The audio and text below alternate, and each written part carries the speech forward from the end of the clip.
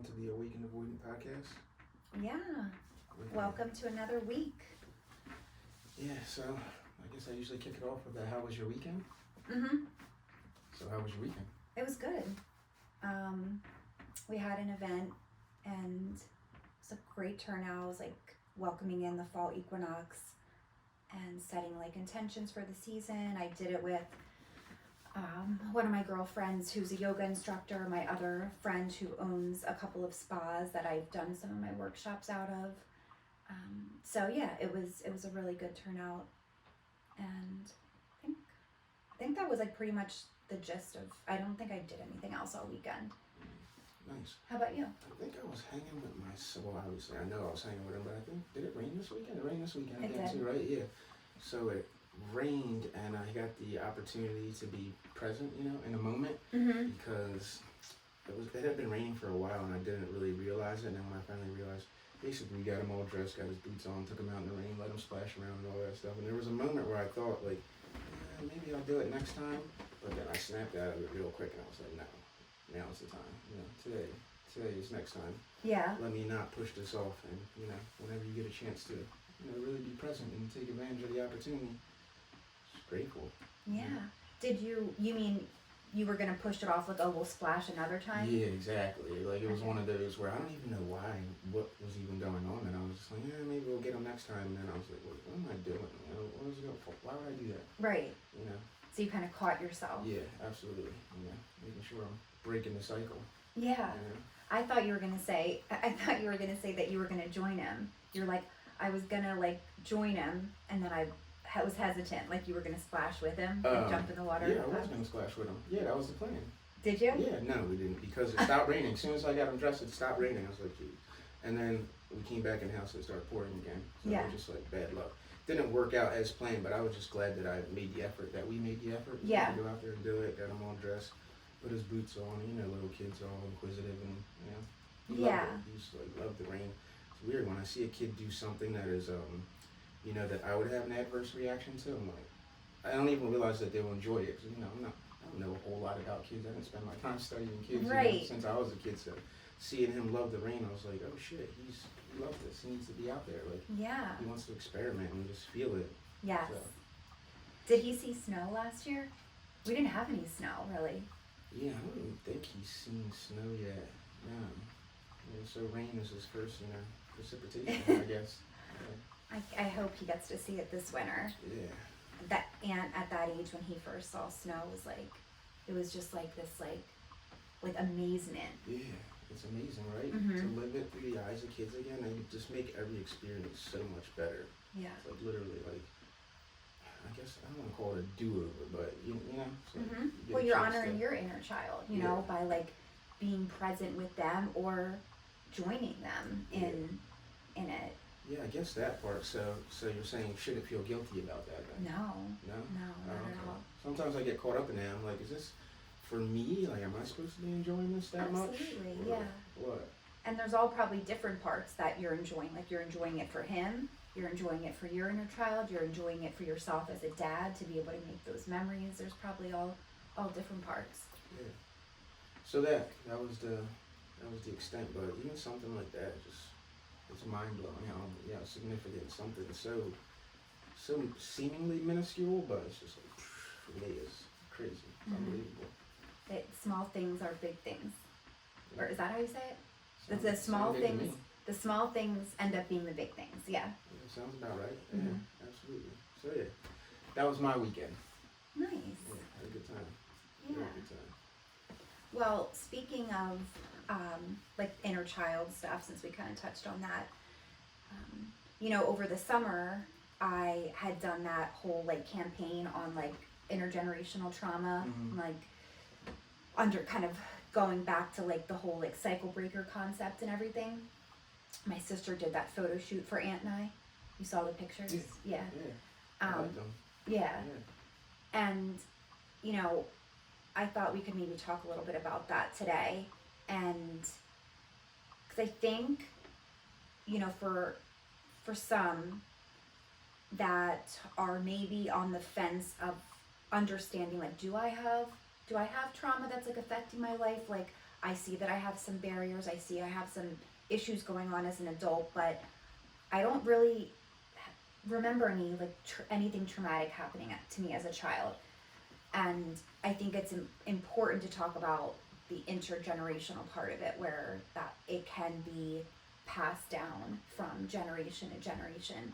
And so even if you personally, your mom and dad and you as a child didn't have something super traumatic happen, that did your grandparents, did they struggle with addiction? Yeah. And or did they have some really major hardship? And so, going back to the grandparents, and it even goes one further, studies show it's 3 generations back that you could still see the effects.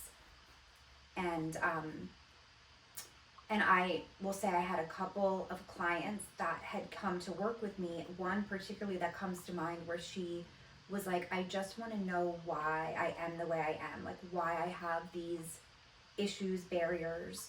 She's like, I had a good childhood. Like, I don't recall anything significant happening. As we got deeper, she was able to see that there were some, like, her emotional needs weren't met, right? But also that from the grandparents' perspective, that there was addiction, there was mental illness, there was some abuse, like stuff going on. And the way the parents receive that and not have any tools to heal, then gets passed on to the kid. Yeah, so it gave her a better understanding of why she is the way she is. Yeah. As we talk about breaking curses and breaking the chain and all that, do you think that doing the work that you can actually stop it? Like, do you think it can stop with me and you? Like, if we do the work, the generational curse can be wiped. Yeah, I do. Yeah. I think, and to make it really super clear, when it's been passed to you, so like me or you per se, what's the number one thing that we see with someone with unresolved trauma is dysregulation, right? You're going from 0 to 100, you're impulsive, you're impulsive, you react instead of act, you're coming from a place of reaction. You make decisions that are emotionally based versus, thought out and connected. That's the number one sign. That's it. So when you do this work, you learn to be connected to yourself. You have all these tools. Even if you only take a handful of them, you know to breathe, to check yourself when you're in fight or flight, all these things become a part of you. So it's almost like you can't go back. You can't go back to being just a dysregulated person. Of course, things are going to come up, and we have a window of tolerance to be able to make space for when things come up. But for that to be your baseline after you've done this work, I just don't think it's possible. Yeah. Do you? I'm hoping no. Yeah. No, I don't. No, absolutely not. No, I don't think so, because I know just from what I've done now, even looking back on myself a year ago or so, like I can't get back to some of the places and the spaces that I was in mentally. I just can't do it. Like, it's gone. Unless something just like outrageously outside of my control happened. Where I was, like I had no control over it. Right. Something like that maybe could bring me back, but other than that, no. Yeah. So I think so. I just wanted to say that we were talking about presence earlier, and your presence with the mic right now is amazing. The way you're, working around that and just not letting it bother you. Keeping my your hands. Awareness, you're doing a great job. There's a lot that goes on. Okay, keep your hands still. Don't touch. Don't say don't say like. Yeah. But you're doing a good job though. Thank you. Yeah, amazing. I had to say that just because, like you're normally animated, and now I see you just being super aware of the mic, just being right there, you're talking right into it. Yeah. Meanwhile, I'm looking over here and talking and shit. I'm doing the total opposite, but good job. Thanks. So I hope that, I absolutely hope, or else, you gotta have hope, or else, like, what are you doing the work for? Yeah. And I see it in myself. I guess I meant more or less like, can it absolutely end with us? If we do the work as far as passing it on, can it be done? The trauma be finished? Yeah. Do you think we can finish it by doing the work and never pass it on to? I think so. But again, like in my case, you know, I didn't really start my healing work until Anthony was like halfway, like he's 10 now, so like probably around 5. Mm. So for the first 5 years, I was dysregulated. You know. Oh, okay, I got you. You So know. he might have got some of it, but not. Okay. But makes sense. I was always emotionally available and present, but he got dysregulation. So I can't say for sure, but we talk about it a lot. And one thing that I always say, like, and this is a tip for like relationships, parenting. Say there was something that happened, you know, even if it was 5 years ago, right? Like with you and your significant other, with something that happened with your kid, whatever. And it just eats at you. Like, I just hate that I reacted that way. Like, I really wish I could go back and do it differently. Yeah. You can repair that trauma or wound by talking about it. So this is really interesting for like the avoidant, right? Like going with like the avoidant attachment, because they don't want to like continue with, you know, to bring things up and just have these emotionally based conversations. But if you bring something up and talk about how you wish it could have been different, and if I could go back to that time 5 years ago when I reacted this way, this is what I wish I would have done. Yeah. And explain that to the other person who was involved. Over time, that repairs that wound and that memory. And so what's left isn't this trauma or wound, but like that happened, but like we've talked about it so much and it was a mistake, and this is, you know, that's what they start to remember. Yeah, makes sense. Like, and with the information I had now, yeah, the person I am now, had I been able to react differently, I would have liked to. Yeah. Right. Yeah, I can see how that could be healing. Yeah. It's basically, you know, communication 101, I feel like. Yeah. But a lot of people think like, okay, we talked about it. I said, you know, my piece, and then, you know, let's put it to bed. Yeah. But if something is like a trauma, the more you talk about it and say what you wish you would have done is healing to that wound. Yeah. And I think I'm referring to Ant, like a particular situation that I really overreacted with him, that I worried ended up being like a trauma for him because I just like reacted, and it was totally just like a mistake for him, and it just was just my trauma coming out basically. And but I just think it's an interesting concept too, just from the adult perspective in romantic relationships too, and with so many people identifying as like an avoidant, you know, it's like you might think like your girlfriend's bringing up like something that happened 3 years ago, and it's like, God, like was she just like get over it, you know, like right. But the reason why does it keep coming up? Because it's still a wound. Yeah. It still needs healing. Yeah, I got you. Yeah, it still needs some repairing. That makes sense. Yeah. How do you feel about that? I get that. I don't know. I know, obviously, you know, you'd love to have some redos. As you speak about a situation that you had with your son, I had one with my son, so it's even hard for me to talk about where I reacted, and I was definitely, I'll say dysregulated. Yeah, and it hit me pretty hard because it was the first time, and I usually don't get out of character, you know, like it's really hard to get me out of character, and I got out of character, and it was so disappointing. I was like broken for days. Really? Oh yeah, and then I talked to people, and they just told me it was normal, you know, because I'm like new dad to a kid, and everything is going perfect, you know. I'm like changing diapers, I'm bathing, feeding, you know, like it's rolling. I'm like I'm crushing it, you know, I'm dad crushing it. And then I just had this little bump, you know, where I probably just frustration where I probably should have walked away. And I didn't, you know, and I stayed in it because, you know, sometimes in your mind you think that you need to stay in it. When, you know, really you need to just walk away. Attack your partner. And I didn't. So I was disappointed over that. And then I just come to realize, like, it's not the first, it's probably not going to be the last. And it's okay. Yeah. You know? But I had to talk to people about it because I was like, I felt like I let myself down, you know, which is hard. You shame yourself. It's like you're shaming yourself for what you did, and that becomes a cycle for a lot of people with unhealed trauma.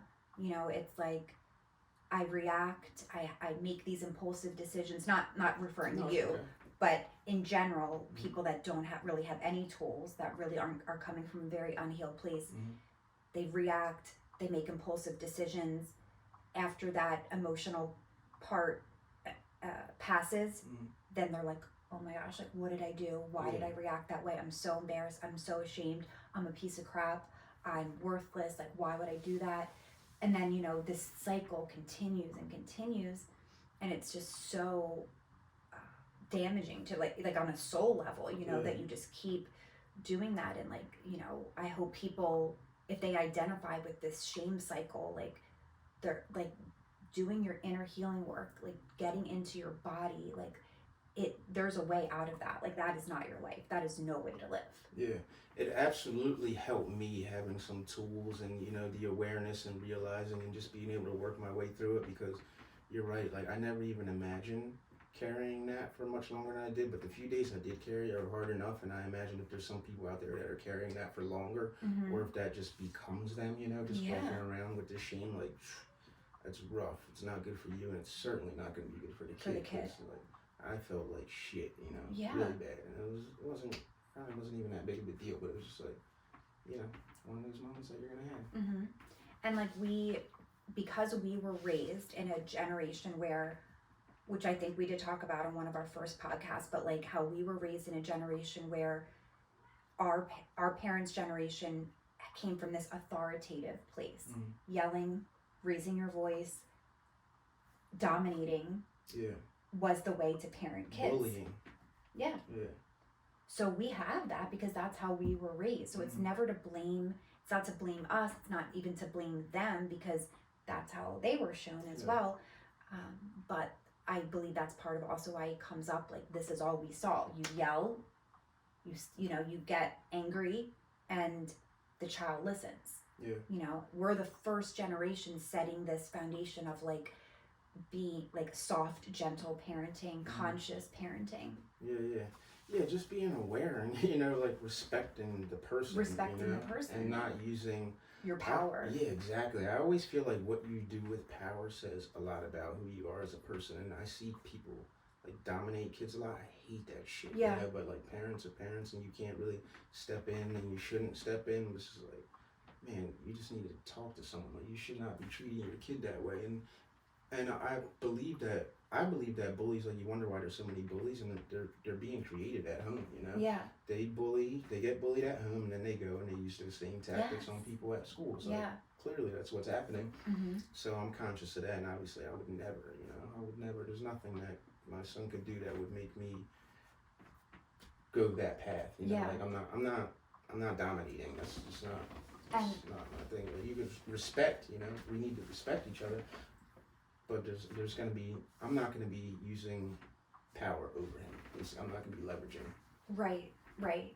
And I think also it's important, like, that it can be very subtle too. That, you know, when you're talking about like bullying at home, and then they would go to school and bully, like, it could be really subtle. Like, if in your home you make fun of people, you know, or like someone on TV, or just like someone's weight, or look at what they're wearing, or oh my gosh, like this, like little comments, even if like the kids in the room, they pick up on that. Yeah, of course. And then they'll think it's okay to make fun of people, maybe not bully them or push them around, but like, I can make fun of what they're wearing, or I can make fun of like this or that about them. You know, they're sponges. Yeah, and that's definitely a form of bullying. Yeah. I was a bit of a bully when I was a kid. I didn't realize it though. I never physically. I thought because I wasn't. You were a little bit of a bully. Yeah. I thought because I wasn't putting hands on people that I wasn't a bully. You know, like, I didn't know it until I got older, and I thought about some of the things that I was saying to people, and, you know, stuff like that, like picking with people, but I just did it because it happened to me. You know, like, I had an older brother, and, you know, you kind of like it. You just like fighting and picking with your brother, but I guess if like a kid doesn't have a brother, or doesn't come from that, or doesn't have any anger or any aggression, you know, some of the things I had, it's different for them. The experience is different for me. Like, I got bullied a little bit too by, you know, because my brother's like 6 or 7 years older. Yeah, bullying was actually probably why I started working out. Yeah. Really? Sure. Yeah, definitely, because it was just like, one day I'm going to be bigger than you, and this is going to stop. Yeah, that was definitely the start. Wow. Of my working out. Yeah. So. Did you just realize that just now in this moment, or have you thought about that before? No, I always knew it. That was literally my reason for working out in the beginning. I was like, I just got to get bigger than this person, him. and everyone really. Yeah. Did he bully you really bad? Not bad, but he was just a bigger brother, you know, bigger and older, and like mean, or like. I think like regular, like boy stuff, like he was just bigger, probably faster and stronger Like than if me, you so he walk could by beat me, me I up. just might push you down like for no reason. Yeah, maybe just regular bully stuff. Nothing like that. I didn't even like call the cops about or anything. Yeah, like regular stuff that just like boys do. That's Yeah. pretty common and pretty normal. I don't know. I feel like some of it. I don't know if you want to call it bullying, but some of it is like it builds you a little bit. I'm not suggesting you go out and bully anyone, And maybe it didn't. You're like, wait, what? Maybe it didn't help me. It didn't benefit me because I ended up doing things I was driven by the wrong reason. But I don't know. It wasn't all bad, basically. Right. Yeah. Does your brother know that? Yeah. Oh, okay. Yeah. Like that's why you started working out. Yeah. Oh, Yeah. okay. Yeah, I'm sure he knows. It wasn't like a secret. Okay. It's like one day I'm gonna be bigger than you, and then once I got bigger, bullying was over. Yeah. It's over. My Danielle used to we had like a really bullying type of relationship. But I'll tell you what, when I was doing like my deep inner work like for myself, way before I went back to school, way before like anything, I was just into like understanding myself, and part of that work was like a lot of shadow work, like the things that you've done towards others. And so it's yes, like we're realizing the trauma we've been through, but what have we done to others that was secondary to what we've been through, And I was very not like nice with my sisters with like verbal things that I would say, like mean things about them. So you're a bully too. But she was like a physical bully, so she would just like grab my head and like slam my head into like the closet, like I wouldn't like I didn't bleed or anything, but but she was bigger than me, and I just like had this mouth that, and it makes me so sad. Really? To think about the things I said. Like it makes me like sick. Yeah. Because I love my sisters so much, and like to think that I would say mean things like that to them that really could have affected like their self-esteem and their self-worth. Like it makes me so upset. Yeah, I can see that. Yeah, definitely. But sometimes it's like you have to be careful judging the things that you did then, right? With the person that you are now, because you didn't know. I'm sure if you had any awareness, like, hey, if I say this to my sister, it could one day lead her down this path. Obviously, you wouldn't have done it, but I apologize to the people that I was not nice to. So, I reached out to someone because I just realized I was one of them. I bullied you? Well, no, you did a reach out to me. I was like, about some things. Yeah. I've done that a few times as I got older. That's not me, and I wish that didn't happen. It did happen. Thankfully, I never put hands on anyone or anything like that. But just reach out and tell people, look, bro, I apologize. I never told him, hey, I had so much shit going on at home because I don't want to make it about me. I just apologize. I'm sorry. I was definitely a bully to you, and hopefully you forgive me. Yeah. And most of them said yeah. Yeah. Some people I thought I was friends with, like that I bullied. Like someone told me I bullied. I'm like, I thought we were friends. I didn't know.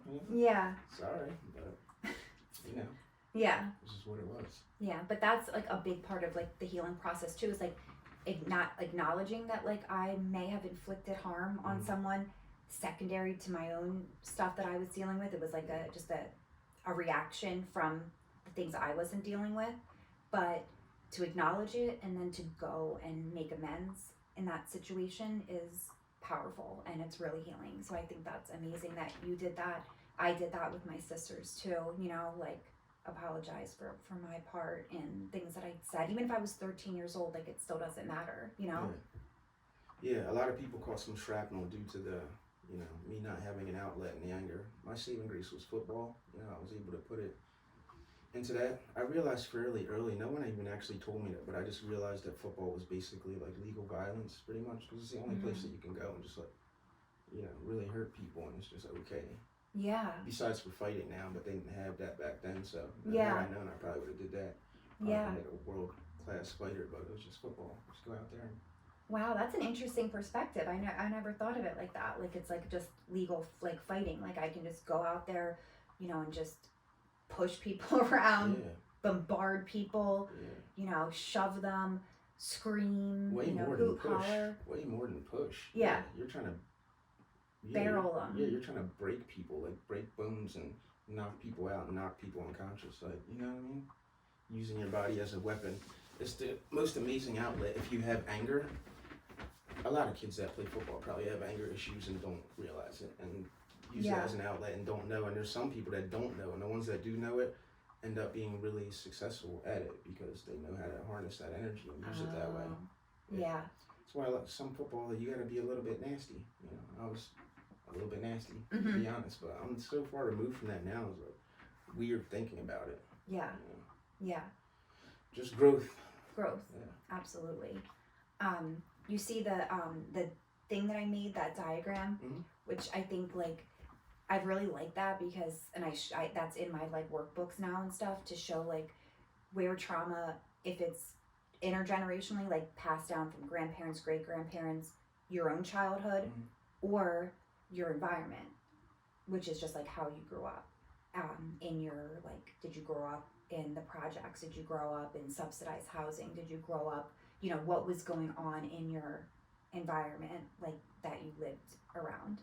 And some people can have all three of them, but some people only have one. So I think it's important for like people understand like when they're thinking about trauma, like it can come from three different places. It doesn't have to be that, oh, like my mom and dad, my brothers and sisters, there really wasn't anything significant that went on that was traumatic. Yeah. There's these other places that it can come from, and it still ends up going down the steps each step, and it building, and no matter how it originated. Yeah Makes sense. Where were you on the scale? Did you have 1, 2, 3 or all three? Yeah. Yeah, me too.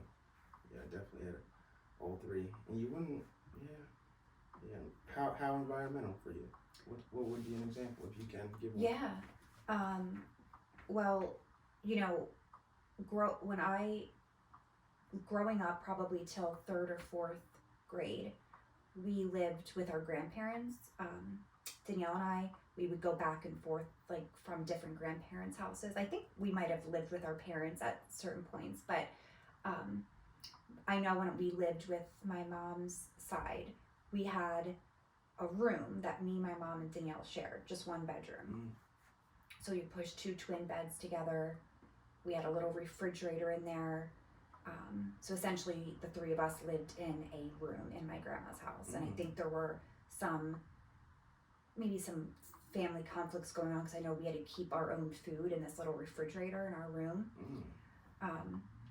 Danielle and I talk about this, but like the house probably wasn't well maintained, and so there was like roaches, there were mice. Like I remember several times we woke up and would have like roaches crawling on us. There was one time I went down to the kitchen to like grab a handful of Cheerios, and there was a roach in the cereal box. Damn. What town was this? This was in Ambler. Oh, okay. Damn, I didn't know you were on some hood shit coming up. Oh, all the way. Like, you know, we were always on like welfare, and my mom was. Good. And then, you know, we did get a little bit of a break when I moved to Morgandale. So my mom had met someone who was like my stepdad, I guess, for like a period of time, but they met, and my uncle, my great uncle, was nice enough to purchase like a townhouse for my mom, and my mom paid rent to him. So that's how we were like living in Morgandale. Like she paid him a very small amount because he purchased the house for us. If it wasn't for that, we probably wouldn't have been there, you know, because she didn't have credit or anything like that to be able to have a townhouse, or even whatever the normal rent would have been there. She wouldn't have been able to pay that. That's crazy. I did not know that. I didn't know that you had that going on. That's crazy. I didn't know. I had no clue that anyone from around this area like was living similar type situation that I grew up in. Yeah. Yeah, that's crazy. Damn. And so that was similar with you? My grandma's. Shit.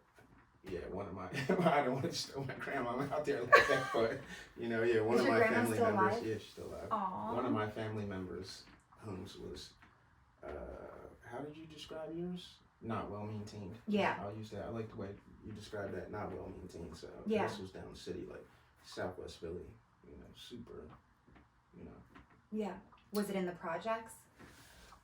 They lived there at some point. Definitely wasn't the projects considered, the projects, but it was, in a rough neighborhood. Rough area, like gunshots going off at night and shit like that. Like all types of, That's so that whole safe. Environmental, like, is like, in that situation. But I didn't live in it though. I was just down there for summers. I spent time in it. And that living and that upbringing actually made me like have real fear of poverty, like scared of it, like definitely afraid to be poor. Like I would do anything to not be poor. You know? Yeah. Basically anything.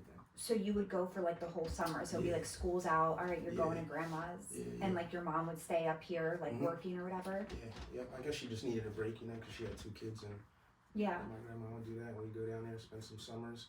I don't even know if it was like whole summers, but it'd probably be like a month or so to come back down. Just give your mom a break. Yeah, but when you're a kid, you don't really know. Like I knew that the place was, not very nice and not well kept, not well maintained.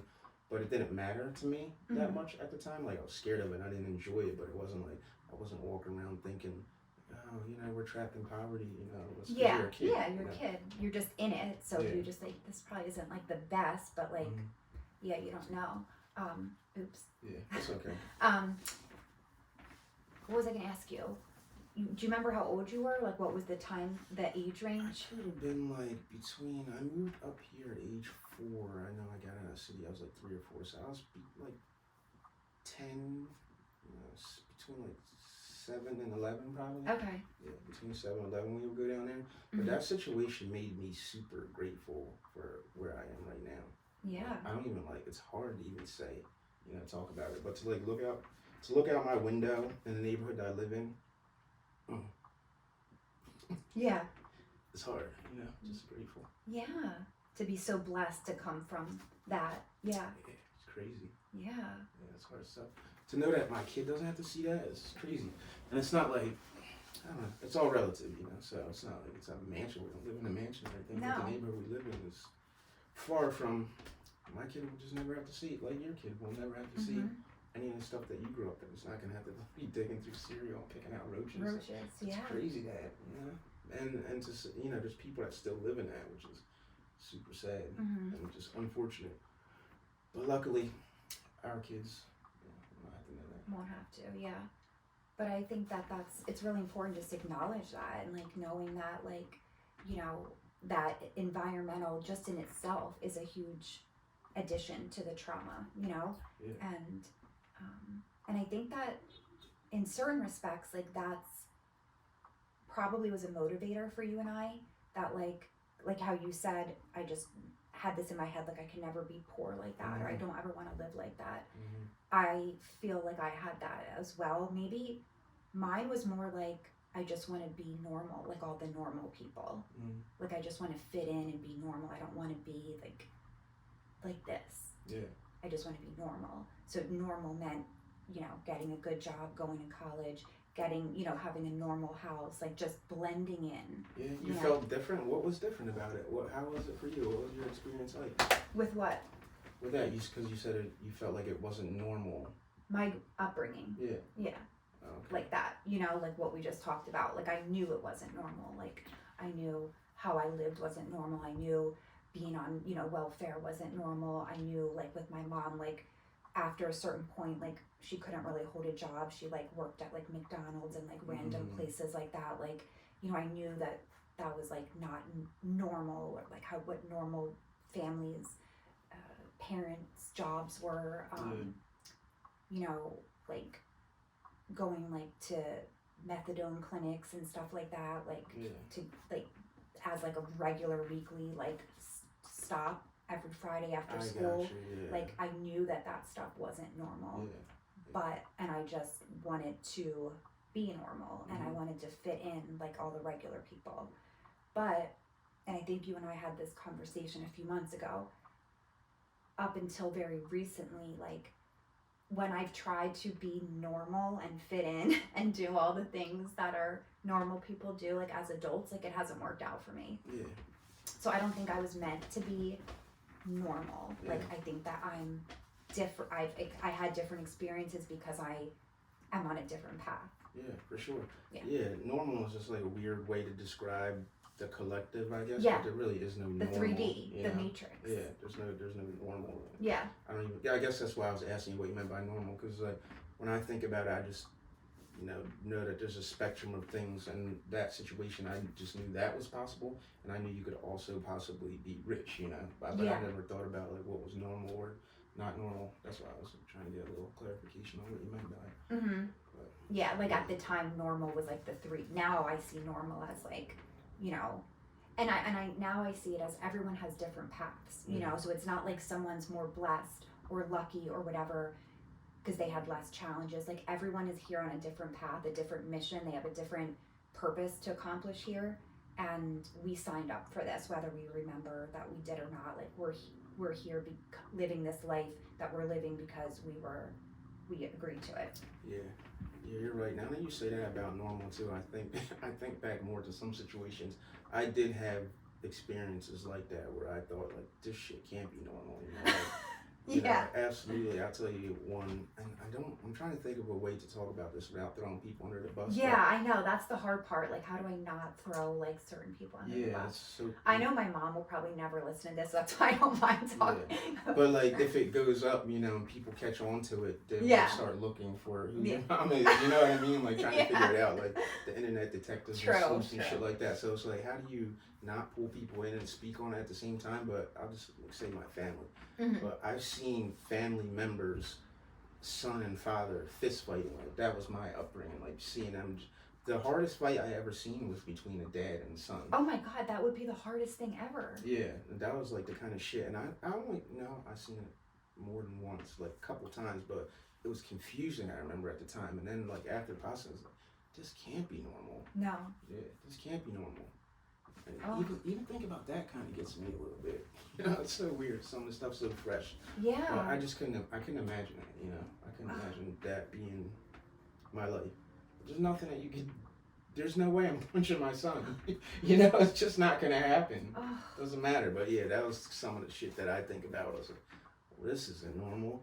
And as we speak on intergenerational trauma, that was kind of where I knew that it had started early in my family's history, and it went to my uncles, and my mom caught some of it, and I just was able to reflect on a lot of it and see it, and step from the outside in and look at everyone and see how they carried it.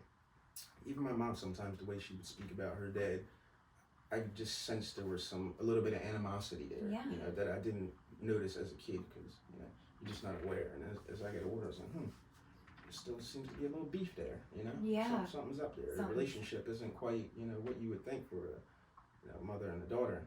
Right. And that's because some trauma. Yeah. For sure, began early in my family's history. And they didn't talk. No one talks about anything. Like, that's part of having trauma. Is like the don't talk rule, they call it. Like, a big fight could happen, father and son fighting, whatever these crazy situations.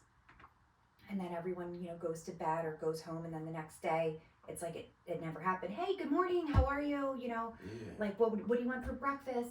And the kid's like, what the fuck just happened? Like, and that leaves so much confusion and turmoil that gets stored in their body. Yeah. Because no one talked about it. Yeah. No one made sense of it. Yeah, that was absolutely me. Now just thinking about it as you say it, you're like, no one talked about it. No one made sense of it. I'm just thinking your sentence, like, it still barely makes, any sense to me, but I'm thinking of, I could almost picture myself as a kid seeing it. I have a very vivid memory of it. I don't know why, maybe because of the two people that were combatants at the time. Yeah. Just like, what is, still, it's like, what is going on here? How can two people that, one should person love that each created, other. be fighting at this level of intensity? Not a little fight, all out. They were going for it, And that's just that. Even if you didn't know the people, I don't know about you, but like if I see a fight, like a really bad fight, like I feel it in here. Like I have it's a trigger. It's like I want to cover my ears and like I just it's hard. So let alone seeing that with people you love, people you respect, people who you know, it's that is a major trauma. Yeah. And now I just feel bad for them. Yeah. At the time I was confused, but now I'm like, damn, man, they were, fairly old at the time. They were probably a little bit younger than I am now, probably 10 years younger than I am now. So they were like 30, but that's still pretty old to be, fist fighting like that. Absolutely. Your relative. So, yeah, that's definitely some intergenerational trauma began in my family's history. And who knows what they're the generation before that dad, Yeah. There's this image of like having this like bundle of like wood or sticks or whatever, but it's like showing like lines of your ancestors, and one just passes it to the next, passes it to the next, passes it to the next. And to visualize like your parents or your mom or dad standing at, they're the ones at the last person in line, and you see them, you see your grandparents, and you see your parents as kids getting handed the bundle. And that it's like it went through all these people, it was handed to them, and then, essentially like, it was handed to you, but like you don't have to pass, you can put it down, and like that line just stops. Yeah. What do you think it is that makes us different though? Like, why did it with me and you? Why are we the people in our family's history that chose to try to break the curse? Like, why couldn't it have been your mom or, my mom? Because, they're the same as us. They're just people just like us. It wasn't their soul's purpose. I don't want to get like too spiritual, but like, we signed up for this. Like, do you want to take this mission here on earth? This is what you're signing up for. And do you, want to take it? And we chose this. We don't remember because we forget everything before we come, but we signed up for this. Like, we were chosen, we chose. Oh, you're talking like some predetermined shit before we came. Yeah. This was our destiny to do this. That's interesting. I often wonder that about myself because of the way that I, my perception or the outlook, and it's like, where did it come from? How am I that much different? Because I look at the people that created me and, all the chaos and the mayhem and like, but I am them. So how did I become this and they're that? But you're just, your soul is your soul, Yeah, it's interesting. Yeah. And, knowing that gives us an awareness of like, well, again, why is these people like have had it easier than me, or why is this happening to me, or why is this my job? It's like I was chosen for this, and this is just the path that I'm on, and I chose it, and I'm fulfilling it. You wouldn't be sitting here right now if that wasn't a part of like your destiny, like your plan, and just the other thing I wanted to say about that was when we talk about like, why wasn't like our mom or dad or brother or sister or whomever, why us? Also, we never want to, like, when we do this work, like, I want people to know that are listening, like, we never are like blaming our parents. We talk about it, because if you don't talk about it, you're in denial, and when you're in denial, you can't heal. Yeah. So you talk about the things you've been through, you sit with the things you've been through, you feel through them, but that doesn't mean we're never blaming, we're not victimizing, we're not saying poor me. I want people to feel bad, like none of that. It's total opposite of that. It's the opposite. Yeah. And we know this bundle was passed. We know that it came from many generations. So there's this kind of vision that you want people to have, if they're truly doing their inner work, that it is awareness and transparency and bringing all that to light, but it's also never to blame or victimize.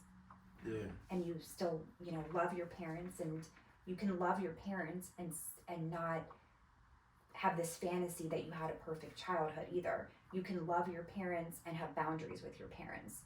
You can love your parents and not see them as the king and queen of the world, like they did no wrong and right. Everything was perfect. Right. Yeah, of course, because obviously that's disingenuous and you're lying to yourself, and that's gonna get you nowhere. Right.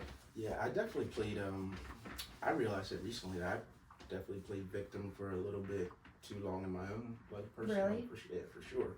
Especially with the dad shit. Yeah, I definitely let that victimize me for way too long. Mm-hmm. I would sometimes say things like, well, if he was here, I would have did this, or I could have did that, like shit like that. Mm-hmm. Like, I thought maybe if I had a dad around, I could have went to the NFL, like little shit like that. Mm-hmm. I was like, come on, bro, like that was never really stopping me. It's not stopping you from doing anything. But at the time, I didn't realize it. I wasn't like walking around realizing that I was victimizing myself by something that just wasn't real. Yeah. Because I have other brothers and sisters, and as far as I know, he didn't do whatever it was I thought he was going to do in my life and theirs. He didn't do it in theirs either. Exactly. Yeah. So, it was just something that was in my own mind that I let hold me back for a little bit too long. Mm-hmm. And I'm glad to be free of that weight. Yeah. And when you're in that victim mentality, which we've probably all been there at some point or another, but when you stay there, you're not doing anything for yourself. The blame is going out towards this persecutor, this person that hurt you or whatever, and then you expect other people to make it better for you. Yeah, you're giving away your power. You're giving away your power, and you're doing nothing for yourself. Yeah, absolutely. It's a purposeless position. Mm-hmm. Yeah, and you just don't realize it. And I imagine, again, there's probably a lot of people that are just going through, because I consider myself to be pretty aware of my own self, at least, for the most part. And, for people that aren't or don't have that level of awareness, look how long it took me to get here. Yeah. So I can't imagine for other people that are going through it and not realizing something that you hold close to you, that close to you like that, is the thing that's really holding you back in a major way, and you carried it your whole entire life. You carried it, Yeah. Like it was a choice that you made, probably subconsciously. Absolutely subconsciously, yeah. Yeah, carry that shit forever, like a football, Crazy to think about it. Because you don't want to actually look at it and sit there and look at it and go, okay, this hurts. This really hurts. Like this is really sad and hard, and feel it's crushing, like to sit with things. And I think that's how a lot of people, like, they know it's there, they're carrying it, like you said, like a football is a great analogy, just holding it at the chest, but it's blocking you from all these blessings and from living this really present, authentic, peace-filled life, because you're like literally the vision of having someone holding something at their chest that they're carrying, like you're literally blocking that heart space, Yeah, for sure. Yeah, absolutely. I can agree with that 1,000%. So yeah, I'm glad my son helped me a lot with letting go some things that were blocking me. I'm thinking that I do it on my own still, but it just helped me. It pushed me, faster and further than I probably would have pushed myself. Because I just realized, like, this has to change. Whatever this is, whatever's like looming over me still, it's in the way. It's in the way of it wouldn't have been in the way of my life, without the sun, because I could have just kept going the direction I was going and not really been affected. But to be the person I needed to be for my son, I had to deal with that part. Yeah, you had to. Yeah. And he was like a catalyst to your healing. You know. Absolutely. Yeah. Any words of wisdom before we close out for men that may have related to anything that you talked about today when it came to whether like carrying the trauma, the like avoidance stuff, anything that we talked about, any just few words of wisdom you want to give to some guys listening? I don't know about words of wisdom, but I can just say that if you can find a way to be, a lot of times you speak about gratitude, you speak about gratitude, and I'm sure a lot of people say the word gratitude, but I don't know if I've ever said it, because if I don't feel it, I don't actually say it. But recently, I feel like I've been so present in my life that I have felt like real gratitude, and I never felt that before in my life. I never felt grateful for anything. Like, some people say they're just grateful to wake up in the morning, but now I literally feel that, and I think that's due to just me being more present in these moments that matter so much. Like every moment did. So basically, the point is, if you can find a way to be present in your day-to-day life.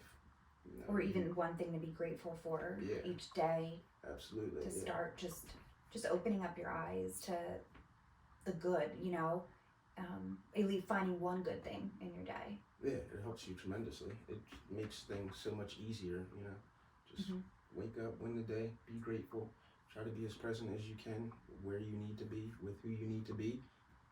That's it. And that's a great first step, to, getting into, if they ever are going to do their inner work and do their trauma healing and stuff, like getting present, getting grounded in the moment is a first step. So yeah. What about you? For the ladies? Yes. I would say that for any females that were listening that related to anything that I said, I would want them to take away the part about reconstructing a memory, because I think a lot of women, especially moms, really shame themselves with like an overreaction with their kid, and we don't want to. I really don't want, and I don't want anyone to carry that or be in that shame cycle. So that's a tool that I would really hope to be a piece of wisdom for them moving forward in their week. If there's something that's just eating at you that you feel shame about, you can talk about it. Like, talking is good. Talking is healing. And what you wish you would have done differently, recreate that vision. If I could go back to that thing that happened 3 years ago and I acted this way or reacted this way, here's what I wish I would have done, and recreate it. And it's going to bring peace to you. It's going to bring peace to the child or whomever was involved. I think that's a gem that can really be helpful. I agree with you. I like that. I think that is a good idea. If something happened in a moment that you share with you and your kid, where you were the lesser version of yourself, and you could go back and revisit it and explain to them how it went versus how you would have preferred it to go. Yeah, I imagine there's a lot of healing in it. Yeah. Good advice. Thanks. We'd like to thank you for tuning in to The Awakened Avoidant. We hope our convo has provided you with insight, inspiration, and healing energy. As you go about your week, let's continue to work together to heal ourselves and our community. Stay safe and continue to spread healing vibes wherever you go. Catch a new episode